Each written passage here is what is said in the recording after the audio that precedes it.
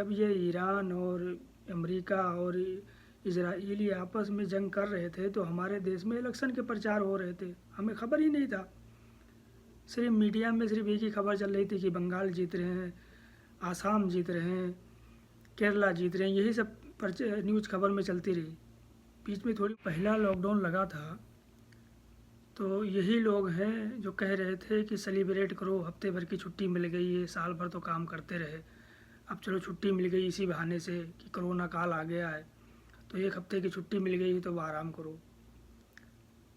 फिर एक हफ्ता गुजरा, फिर और एक हफ्ता लॉकडाउन बढ़ गया। जब धीरे धीरे इनकी आदतें जब ऊब गए, परेशान होने लगे, तो उसमें से भी बीच में आने लगे कि अब पटाखे दागो उससे भाग जाएंगे, हाथ की ताड़ी बजाओ, प्लेटें बजाओ उससे कोरोना भाग जाएगा। सारी टिकड़में करने के बाद में कोरोना नहीं गया और लोग यही समझते रहे कि अब चला जाएगा, 2 दिन के बाद चला जाएगा, 4 दिन के बाद चला जाएगा।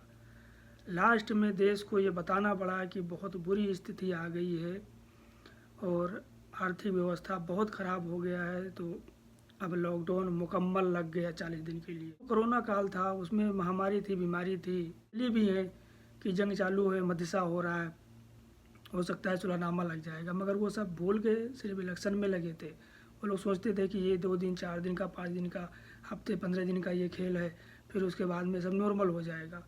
लोगों ने उसमें टेक्नोलॉजी लेके आ गए कि गैस के चूल्हे आ गए, उस लाइट वाले चूल्हे से, जिसके पास पैसे नहीं थे वो कहाँ से, जब लाइट बराबर मिलती नहीं है तो चूल्हे लेके हम लाइट के क्या करें।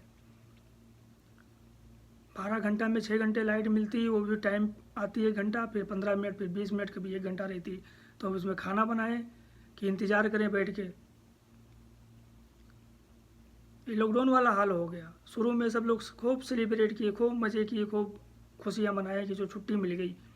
इसी तरीके से जब ये जंग के माहौल में था तो लोगों ने अपने बिज़नेस आगे बढ़ा लिए उसके अंदर कि ये 15-20 दिन की कहानी है, ख़त्म हो जाना है, तो ये इलेक्ट्रिक चूल्हे ले लो, ये गैस के सिस्टम ले लो, ये डीजल से खाने बना लो। बड़े मज़े आ रहे थे सबको। अभी जब सब कुछ ख़त्म हो गया तो अब देश को पता लगा है कि आर्थिक संकट आ चुकी है। अब सोना न खरीदो और हर आदमी मेट्रो से जाओ, गैस नहीं है, तेल नहीं है, पेट्रोल, अब ख्याल सबको आया तेल की बचत करना है, गैस की बचत करना है और फालतू गाड़ी न चलाओ, ट्रेन और सरकारी बसों का सुविधा लो। अब ख्याल आया हवाई यात्रा न करो।